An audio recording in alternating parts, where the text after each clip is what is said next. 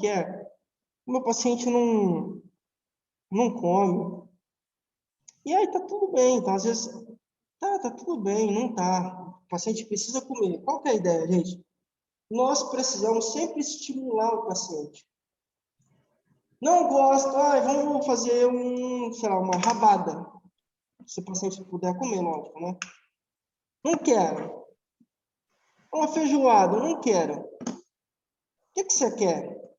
Às vezes, a gente, para estimular a alimentação, se não fizer mal para o paciente, precisa propor um alimento que faça sentido para ele, lógico, né? Também não adianta ficar dando cookie todo dia, não é isso que eu quero dizer. Mas em alguns momentos, é necessário, é importante para quê? Para que o paciente veja, caramba, ela está preocupada comigo. Ela acha isso interessante. Você vai estimulando o paciente. Então, o que sempre a gente, arroz, feijão, comida de verdade que você tem que fazer. Qual que é a diferença do fast food? Você não tem que fazer. Agora, imagina, você comer um arrozinho com um feijão, você vai ter que ter um tempo para fazer. Que é diferente de você passar no drive-thru do Mac e tá pronto. Então, uma dos justificativos também para essas pessoas, para a gente que come mais fast food, embora eu não sou muito disso, mas muitas pessoas que eu conheço é isso, olha, cara, não tem tempo. Você acha que eu vou ficar fazendo comida? Eu tenho um amigo que faz comida, ele só faz comida de domingo. Então, ele faz no domingo à tarde e ele faz várias marmitas. E aí estende, então, por exemplo, olha, eu sei que eu faço por dia 2 refeições, o almoço e a janta. Então, ele vai ter 14 marmitas. Já deixa as 14 preparadas e aí ele só vai esquentar no outro dia e tudo mais. Mas tem outros amigos meus que não fazem isso. Você acha que eu vou ficar fazendo comida? Não, imagina, eu vou comer o que dá. E normalmente comer o que dá. O que é mais em conta? Se você estiver no shopping, você vai comer arroz, um feijão e uma carne. Ou muitas vezes você vai escolher algo mais barato. Pode ser uma bolacha recheada, sei lá, um lanche, tem essas promoções aí, né? 2 por 15. E aí, de praxe, tem aquela promoção do refri, que é o combo. Você pode tomar à vontade, desde que você pague, sei lá, R$ 10 a mais. Então, a alimentação, que já é gordurosa, rica em sódio, açúcar e tudo mais, mas um refrigerante é uma bomba, né? Um veneno, açúcar puro. Então, imagina, uma soma, não vai dar certo essa soma, vai prejudicar demais o seu organismo. Você vai começar a ter prejuízo. Então, esse é o lance. O paciente pode oferecer resistência? Pode. Você pode ter dificuldade com o paciente? Pode. Mas nós precisamos nos atentar ao que ele gosta. O paciente gosta de feijão batido. Professor, mas você acha que eu vou ficar batendo? Se for o que ele gosta, e se for autorizado pelo médico, sei lá, é a melhor coisa. Porque assim você estimula. Então, tem gente que não gosta de dobradinha nem a pau, é puxada. Não sei como fala aqui. Não gosta. Tem gente que é apaixonado, fascinado. Percebem? O que o paciente gosta? Lógico, né, gente? É diabético. Você não vai ficar dando chocolate. Assim, cautela, né? Mas se não fizer mal, como é que seu paciente gosta dos alimentos? E aí a gente trabalha isso e consegue, obviamente, um resultado mais importante, um resultado mais satisfatório, porque o paciente precisa de alimentação. Mas ele gosta a comida fervendo, né? Dá o fogo da boca, esquenta. Lógico, com segurança, né? Mas como ele gosta? Mais aguado, mais pastoso, eu não sei. Sempre a gente tem que considerar. Não é só obrigação nossa, tá? O familiar também tem obrigação, mas a obrigação principal é nossa, porque é o nosso dever garantir saúde, qualidade de vida e uma vida digna. Sem alimentação, o paciente não vai ter vida digna. Pelo contrário, cedo ou tarde ele vai começar a apresentar falhas, problemas, limitações por conta dessa alimentação falha, escassa, que ele está submetido, tá? Então, não podemos deixar de lado Dificuldades acontecem? Acontecem. E o que a gente precisa fazer, então? Precisa sempre considerar o que ele gosta, o que ele pode. E o que é, obviamente, permitido, autorizado pelo médico, pelo profissional que o acompanha, né? Deixa eu só ver o que está no chat aqui. E aí a gente... Prefiro um carne e queijo no pão francês. Lá em São Joaquim da Barra lá na praça, tem um famoso carne e queijo lá. É bom, hein, gente? Para o paciente, tem que fazer o que é recomendável para ele e o que ele gosta. Exatamente. Isso foi o que eu falei. Então, o que o médico receita, autoriza? Você pega isso, mais o que ele gosta. Dentro do que o médico receitou, show. Ah, mas eu não gosto. Ah, eu não gosto de molhar o pão no leite, mas o paciente gosta, ele pode comer, ué, deixa molhar. Deixa ele comer. Às vezes, não adianta a gente ter capricho, eu falo, no sentido, eu não vou fazer porque isso é nojento. Por exemplo, molhar a bolacha ou o pão dentro do leite. Se o médico não proibiu, se a nutricionista não proibiu, você vai proibir? Não, deixa o paciente. Por quê? A alimentação traz essa sensação de conforto. Porque se você já bloqueia o paciente ali, a alimentação, ele já vai ficar um pouco resistente a você. Ah, caramba, mas o médico não proibiu. A nutricionista nunca falou nada. As cuidadoras do outro turno nunca me falaram nada. É só deixa eu ver aqui. Só a Giselda que está no meu pé? Só a Giselda que está batendo aqui, que tá falando, então eu não sei quem que ela é, porque assim, aí você começa a ter problemas, prejuízos e uma resistência por parte do paciente. Ele vai olhar para você com outros olhos. É interessante, tá bom? Ó, a Luciana aí tá achando engraçado. É brabo, viu, Luciana? Então, assim, gente, alimentação é isso, muito importante. Sempre, e não se esqueçam da frase, né? Descasque mais, desembale menos. Tem que ser comida mesmo, comida. Ô, Lucas, Oi? Oi? olha, a minha avó, a mãe do Não. meu pai, ela faleceu, acho que ela tinha 80, acho que estava com 89, quase 90 anos. Caramba. E aí ela, depois dos 80 anos dela, ela teve diabetes, teve várias coisas, sabe? E ela foi Aham. restrita de comer. Aí ela falava bem assim, que ela foi criada com 12 irmãos e eles tinham que dividir a alimentação, Uhum. que a comida era muito pouca. E depois que ela ficou aposentada, que ela podia comer, aí vinha essa doença e tirava dela, que ela não comeu. Que a gente, minha tia, eu lembro que minha tia, minha mãe, todo mundo falava, né?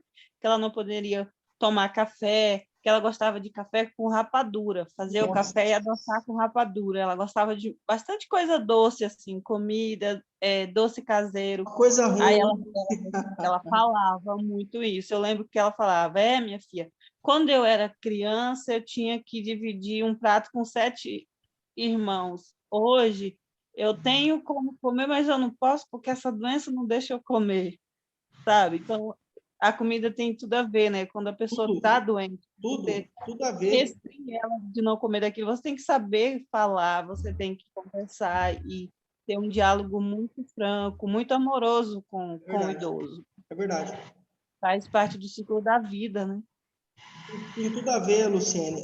A minha avó era assim também. Minha avó passou fome quando criança, perdeu a mãe muito cedo, ficou só com o pai, e o pai era viajante. Cuidava de fazendas, não era fazendeiro, mas ele era tipo como vou falar? Aham. Tipo capataz, tipo isso, que ficava cuidando das fazendas do patrão. E ela era E, criança e ela ia comer com ele. Ele não fazia comida nem nada, ela ficava comendo, sei lá, goiaba verde, essas coisas assim do mato, que era bem antigamente. Que achava o que achava comia. Passou fome quando criança. Quando idosa, ela conseguiu, graças a Deus, aposentar. Não era rica, mas ela conseguia se manter e conseguia comer, comprar comida. E aí, você ia na uhum, casa dela, gente, eu nunca vi igual. Você abriu, tinha o tanque lá na varanda. Debaixo do tanque tinha, sem exagero, tinha pelo menos umas 15 copas estocado. Ela estocava. O refrigerador, o freezer, ela não deixava nem um espacinho vazio. Tinha que preencher tudo com carne, com mandioca, com queijo, que ela é mineira, né? Enfim. E aí, quando você questionava, ela falou, nossa, avó, a senhora tá com um monte de coisa. Eu falei, imagina, filha, agora que a avó pode comprar, quando criança eu não podia. Agora que a avó pode, e lá tinha, então, assim, ela tinha um armário cheio de coisas, muito, muito, muito, muito assim, muito mesmo. Por quê? Porque é o que a Luciane falou, olha, passei fome quando criança, agora eu vou esbanjar. Infelizmente, ela faleceu ano passado. Mas assim, e ela comeu mesmo. E ela, tanto ela levava amendoim para cama, torresmo. Eu chegava assim, e via ela assim, eu falei, avó, o que que é esse torresmo aqui? Ah, a avó levanta de noite e come. Tinha amendoim, bala, tudo que você imaginar. Porque é o alimento. Não estou falando que está certo, tá? Não é isso que eu estou falando. Estava errado, com certeza. Mas é o que a Luciane falou, olha. Cara, você teve restrição quando criança, quando idoso é difícil, não é simples você falar, ah, não come.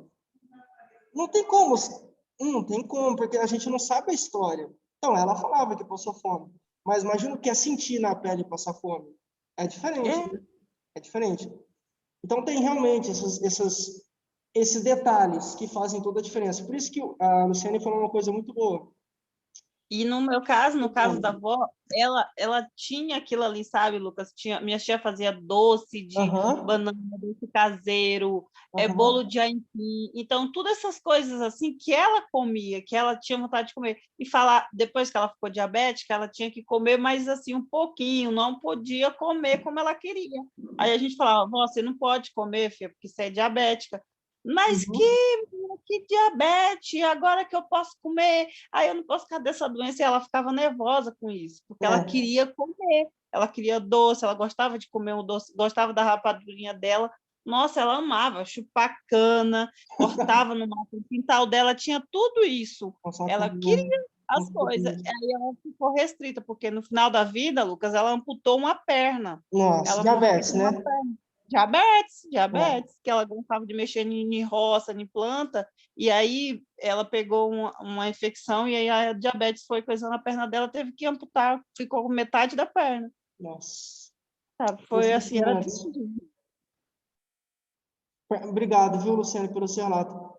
Então, assim, não adianta. A alimentação não é só a comida, tem um negócio emocional por trás. Então, quem não vai lembrar? Fim de ano. Quem? Eu não sei, eu não conheço nenhuma família que no fim de ano não tem festa, tipo que, às vezes, que nem eu tava, essa semana eu tava brincando com a minha mãe já. Essa semana, literalmente essa semana. Ô, mãe, logo, logo chegou ano que vem para a gente conhecer uma chácara aí. Que logo, logo chega o fim de ano para nós ir para a chácara para poder comer e tal. Porque é fim de ano, tem muita comida. Mas não é só a comida, é o momento. É a situação onde a família se reúne. Puxa, mais um ano, todo mundo ali em volta, uma comemoração. Junta todo. Essa minha avó, o negócio dela era Natal, essa que faleceu.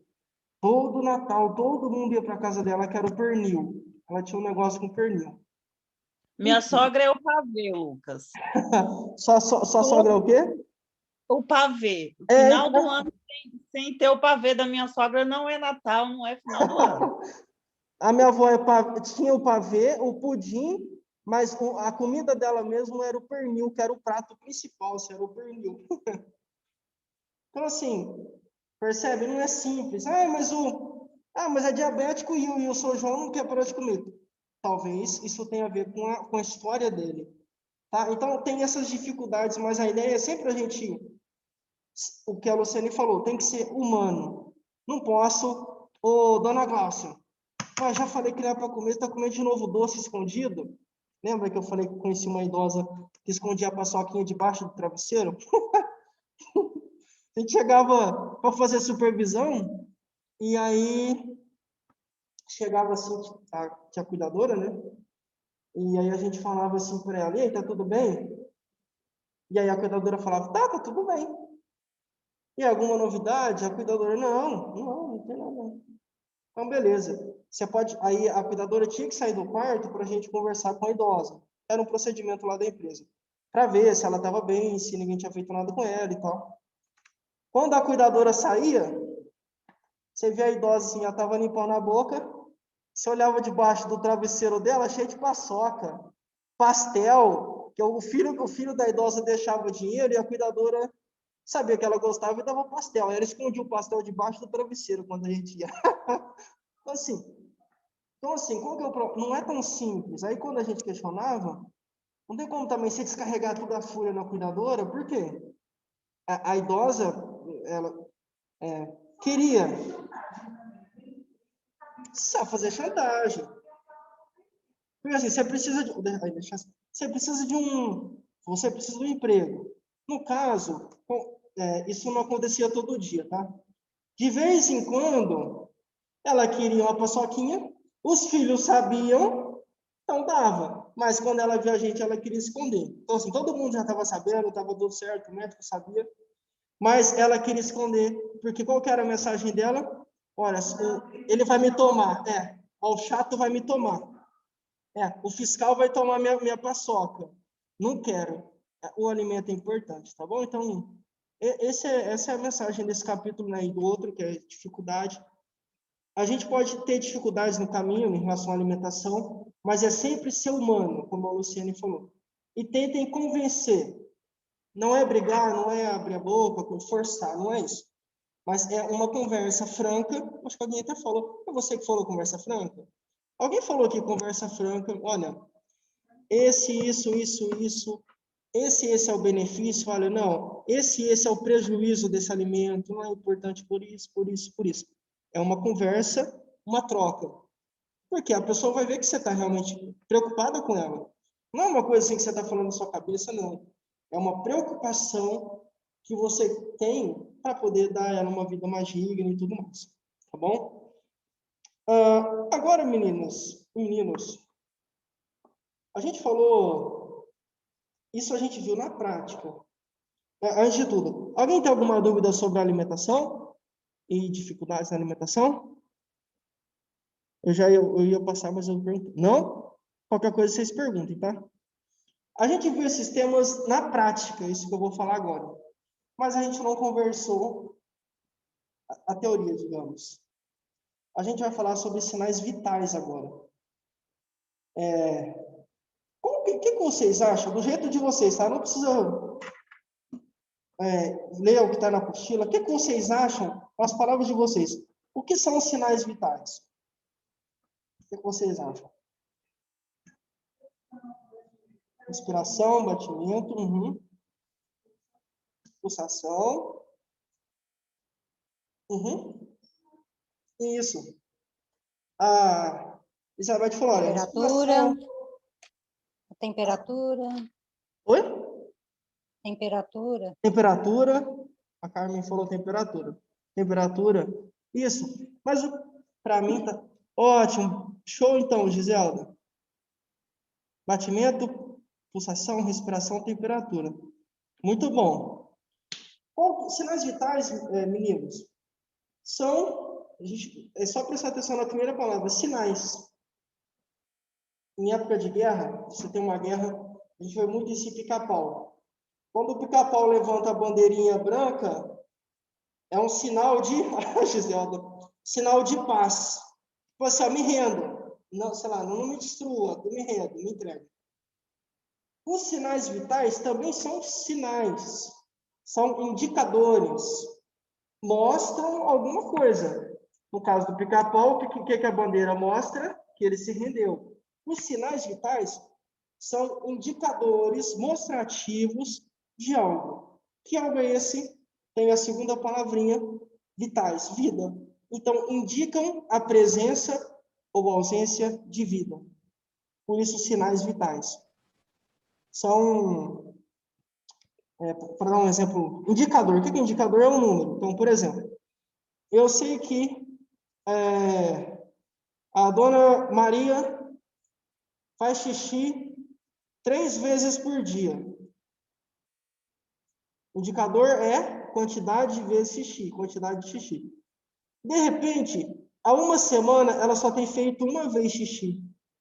Então, tem uma semana, 7 dias, que ela só está fazendo uma vez. O que isso tem de errado? Tem um indicador mostrando que ela fazia 3 e agora ela só faz 1. Devo me atentar. O indicador mostra uma possível situação, a ausência ou a presença de algo.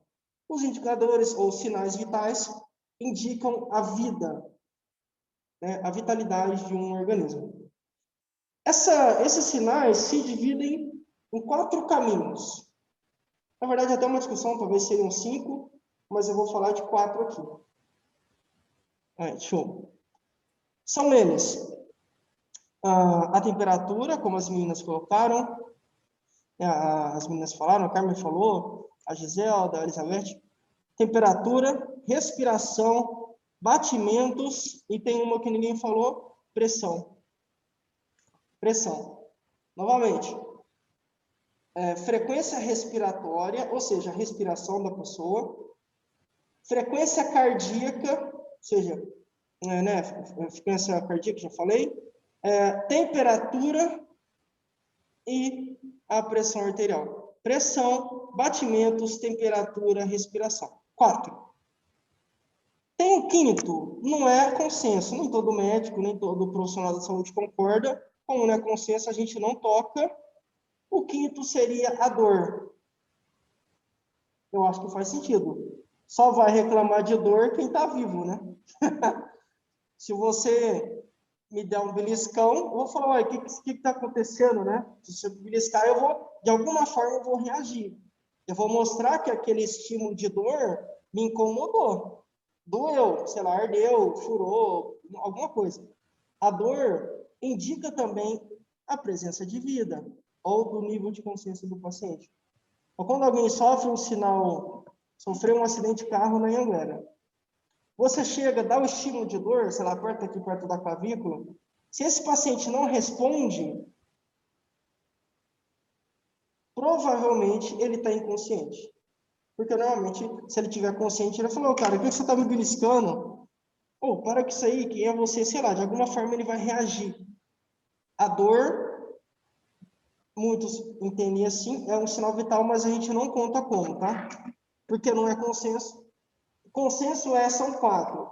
Respiração, batimentos, a temperatura e a pressão arterial. Bom, esses sinais vitais precisam, logicamente, ter um intervalo. Mas como é que eu sei se a respiração de alguém está boa? Eu preciso ter um padrão, um parâmetro. Olha, eu sei que a respiração da Andréia está boa se tiver de tal a tal, tem um intervalo. A respiração dela é de 12 a 20 respirações por minuto, tá tudo bem. Abaixo de 12, tem que acender a luzinha. Acima de 20, tem que acender a luzinha também. Isso varia, tá? Varia de idade. Recém-nascidos têm os batimentos mais acelerados. Tem mudança de temperatura, respiração e por aí vai. Mas a gente vai trabalhar aqui só com o indivíduo adulto. Os outros números estão na apostila, vocês podem consultar. Indivíduos adultos. Normalmente, contando com respiração de 12 a 20 por minuto. Respiração. Significa o quê? Se você chegou, seu paciente deu 25 respirações por minuto. Não está dentro do intervalo. É de 12 a 20, ele está com 25, está acima. O que aconteceu com ele? Aí você tem que investigar. Por que está acima? Não está acima porque ele viu um gato, ela tem medo de gato, tem pavor de gato, e aí acelerou o batimento que ela ficou com medo. Não sei. Por que a respiração está acima? É isso que a gente tem que... Se tiver abaixo, tem que averiguar.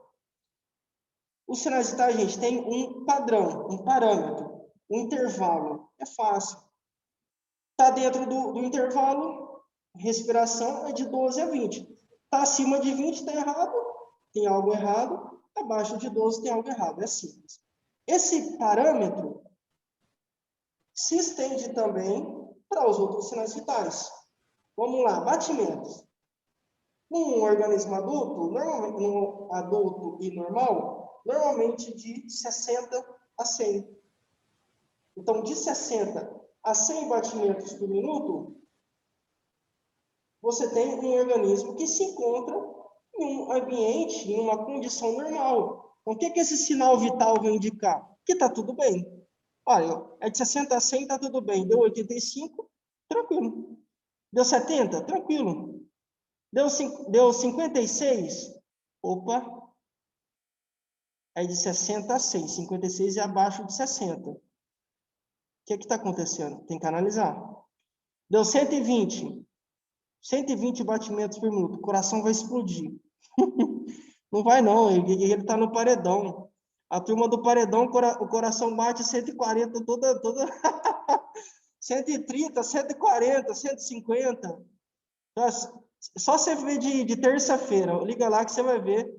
Não estou fazendo propaganda, mas você vai ver os batimentos ficam acelerados. Por quê? Medo, tensão. Será que eu vou sair? Será que eu vou ficar? Será que eu fui rejeitado pelo público lá fora? Será que não? Tensão. Essa tensão, esse estresse, acelera, esse medo, né, esse receio, acelera os batimentos cardíacos. Então, assim, não está entre 60 e 100, está mais de 100. Está mais por quê? Veio correndo? Se exercitou? Está com medo? O que aconteceu? Está abaixo de 60. O que está acontecendo? Entendeu? E aí é uma conversa. Mais um. Esse é polêmico. Temperatura.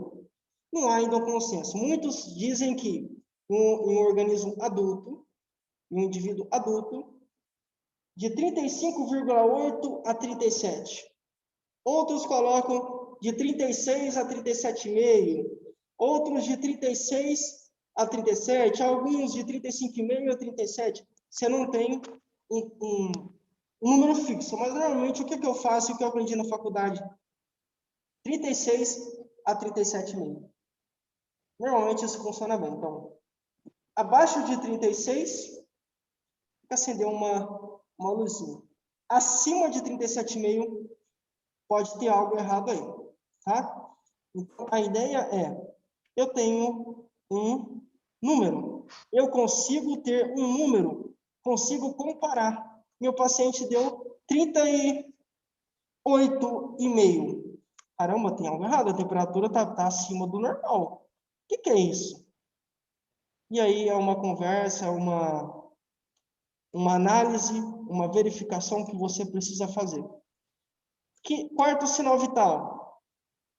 Pressão arterial. Agora aqui a casa cai. Por quê? Muitos só avaliam um número. Você foi lá, aferiu a pressão da pessoa, deu um número X lá. Meu Deus, a pressão está alta. Oh, meu Deus, a pressão está baixa.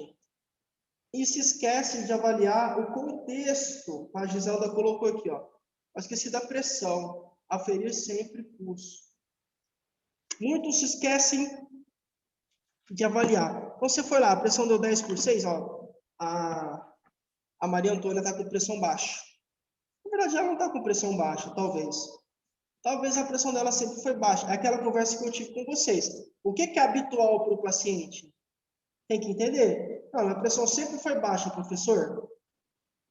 Sempre foi 10 por 6. Se você aferiu a pressão dela e deu 10 por 6, não está baixa. Está baixa para o normal. O padrão é 12 por 8. O padrão, o ideal. A maioria das pessoas, esse é o número, 12 por 8. Se você verificou 10 por 6, está baixo para ela. Qual que é o habitual dela? Não é 10 por 6, então não está baixo. Estaria baixo se fosse 8 por 6. Né? E aí, 6, 7 por 6, sei lá. Enfim. Então, a ideia é a análise. Muito mais importante do que você ter o número, do que você ter a informação, é você utilizá-la, saber interpretar. A pressão está alta, mas lógico, você não perguntou se ela veio correndo, ela chegou correndo no postinho. Você já aferiu, está errado, não pode. A atividade física acelera a pressão arterial. Estava com vontade de fazer xixi. Você nem perguntou, já foi aferindo. Está errado. Mais volume, mais líquidos no corpo, ou maior volume, né, maior quantidade de líquidos no corpo, pressão mais alta. Então, são detalhes mínimos, mas que fazem toda a diferença. É fumante? Cuidado, você pode interferir na pressão, alimentos, enfim, isso a gente já falou e tem aí também na apostila. Então, são números, são informações que a gente tem que entender antes de tudo. Eu preciso saber como pegar esse dado, como é que eu pego essa informação e como é que eu a utilizo. Então, o que é habitual para o meu paciente quanto à temperatura, quanto a batimentos, respiração e pressão. Eu entendi o que é habitual, o que é normal para ele. O que é normal para a Gláucia, não é para a Elizabeth. Não, para a Gláucia. Eu tô aferindo a pressão da Gláucia. O que é o normal dela? É isso, isso e isso. Beleza. Peguei, aferi a pressão, tem um número. Vou comparar com o normal da Gláucia. Aí sim eu vou saber se a pressão está baixa ou está alta. Quando eu comparo com o que é habitual para o paciente. Bom, beleza. O que vocês acham? A gente já falou quais são os 4 sinais vitais. O que vocês acham? Por que a gente precisa saber, ter noção, né, sobre esses sinais vitais? O que isso impacta no nosso trabalho? Por que eu vou usar sinais vitais lá no meu trabalho? O que vocês acham? Eu acho que até para socorrer qualquer um, até a gente mesmo. Uhum. Se você não tem noção de nada, você não vai poder socorrer nem você e nem a ninguém.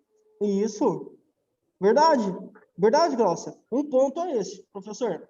Sem noção, eu não vou conseguir socorrer. Não consigo. Porque eu não sei o que é alto e o que é baixo. Não sei como aferir. Não sei onde que eu pego. Será que eu pego sinto os batimentos na testa? Não, a gente já falou os lugares. Então, realmente, esse é um ponto que a Glaucia colocou. Importante.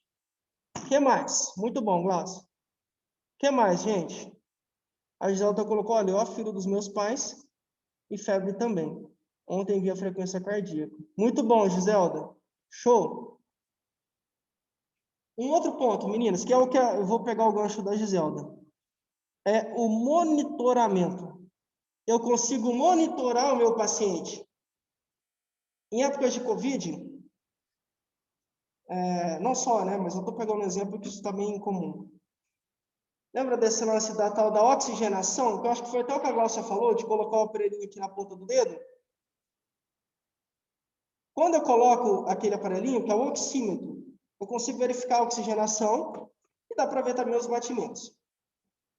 A ideia dos sinais vitais é monitorar. Caramba, como é que eu sei se o meu paciente está melhorando ou piorando? Eu consigo, exatamente. Então, repetidas vezes, eu afiro, eu pego essas informações. Mas como é que eu sei se a pressão da Elizabeth melhorou? Eu tenho que aferir em alguns momentos do dia para ver se eu tenho ou não uma variação da pressão. Não, estabilizou, professor. Só estava alta porque ela ficou com muito medo mesmo do cachorro. O cachorro foi em cima dela, ela ficou muito tensa, ficou com medo e aí alterou a pressão. Mas depois, durante o dia, eu aferi a pressão dela mais 5 vezes. Estava 12/8, que é o normal para ela. Eu consigo monitorar. Consigo monitorar. Meu paciente ficou com febre. Pegou, sei lá, pegou uma sinusite. Eu tenho sinusite, isso não é nada legal. Sinusite é brabo. Pegou sinusite. A sinusite atacou. Deu febre. Como é que você vai saber se o medicamento, se a dipirona funcionou ou não? Ué, você tem que verificar a temperatura dele, é simples. Então, você monitora. Monitorar é tipo, sabe, um guarda, um vigilante que fica monitorando um prédio? Deixa eu ver se tem alguém aqui. Como é que está a condição do prédio? Se algo aconteceu de novo ou não. Então, o nosso lance, olhando para sinais vitais, é esse monitoramento. Eu consigo fazer um acompanhamento dos sinais vitais do meu paciente. Olha, melhorou, a pressão está melhor, os batimentos se estabilizaram. Ela levou um susto, professor. O gato pulou da janela e eu conheço uma pessoa, parece bobo, né, esse exemplo, mas eu conheço uma pessoa que tem pavor de gato. Mas não é pavor, não é nojo, é pavor, a ponto de chorar e se desesperar por conta de gato. Tem muito medo mesmo, muito, muito. Se um gato desse pula dia e noite, imagina, ela está dormindo, essa pessoa. O gato pulou na cama. Aqui em casa tem um gato folgado. Esses dias eu abri a porta de casa, tinha um gato em cima do nosso carro. Ei, mas ele foi esperto, porque ele deu linha quando ele me viu. Imagina uma mulher dessa dormindo, o gato, ela acorda com o gato no pé dela em cima da cama, vai dar um troço, um piripaque. Logicamente, a respiração, os batimentos, a pressão vai tudo lá em cima. Lógico. Mas lógico, medo, pavor, receio. E aí depois você tem que fazer o quê? Quando a gente olha para os sinais vitais, a gente consegue verificar. Não, os batimentos se estabilizaram, voltou, está tudo normal. Foi para 120, mas agora está 80, está normal, foi só um susto. Beleza? Então, os sinais vitais nos permitem, nos dão essa condição de monitorar o nosso paciente. Por um lado, eu verifico se há vida ou não, se há a presença ou a ausência de vida. Por outro, eu entendo o que é o habitual para o meu paciente e, por outro, eu consigo monitorar, acompanhar. Por quê, gente? Imagina, você deu dipirona. A temperatura da criança, digamos que você está cuidando de uma criança, a temperatura só vai elevando, elevando, elevando, você não vai deixar essa criança em casa, né? Não, tem que ir para o hospital. Então, o monitoramento é fundamental. Bom, está resolvendo? Beleza. Não, piorou, professor? Hospital. Por isso que o cuidador tem que ter noção. Nem sempre vai ter ali um médico, um enfermeiro do lado. Não. Então, você precisa ter noção. Por quê? Isso liga lá, olha, eu aferi a pressão dele, deu 24/18. O hospital, na hora, já vai vir buscar, ou você vai ter que levar. Você vai falar a mesma língua dos profissionais. Batimento cardíaco 135. Mesma língua. Isso agiliza o cuidado, a atenção que é dado, né, para esse paciente. Giselda, eu monitorei meus pais depois da vacina. 3 dias não tiveram nenhuma reação. Graças a Deus. Temos que saber como estão os pontos vitais do paciente.